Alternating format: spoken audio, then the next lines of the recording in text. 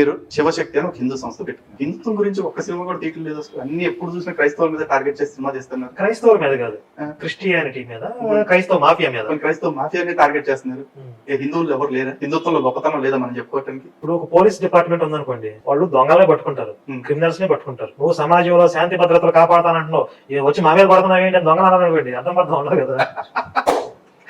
శాంతి భద్రత కాపాడటం అంటే దొంగలు పట్టుకోవటమే, క్రిమినల్స్ పట్టుకోవటమే. అలాగే హిందుత్వం రక్షించడం అంటే మా హిందుత్వం మీద దాడి చేస్తున్నట్టు ఆ దుష్ట శక్తిని ఎదుర్కోవడం. అలాగే ఇప్పుడు మనకి ఈ మధ్య ఎయిడ్స్ గురించి బాగా ప్రచారం చేశారు. దాని గురించి షార్ట్ ఫిల్మ్స్ గానీ, యాడ్స్ గానీ ప్రభుత్వమే కొన్ని ప్రకటనలు ఇప్పించింది. ఇప్పుడు ఎయిడ్స్ వ్యాధి వచ్చి నిన్ను ప్రజలు ఎందుకు ఎన్నుకున్నారు, నువ్వు పరిపాలన చేయాలి కానీ నా గురించి ప్రచారం చేస్తున్నావు ఏంటి అని ఎయిడ్స్ వ్యాధి వచ్చి ప్రశ్నించింది అనుకోండి. అలా ఉంటుంది. వీళ్ళు అడిగేది అలాగే ఉంది నాకు. కరెక్ట్ అండి. ఎయిడ్స్ కి, కోవిడ్ కి, ఆంథ్రాక్స్ కి ఎట్లాగా ఆ వ్యాధి గురించి జనాలకు అవగాహన తేవాలి కదా. అదే ముందు మనం ఏదైతే ఒక వ్యాక్సిన్ అవసరం ఉంటుందో కొన్ని వ్యాధులకి, అలాగా హిందువులకి వ్యాక్సిన్ అవసరం ఈ మాఫియా వైరస్ నుండి.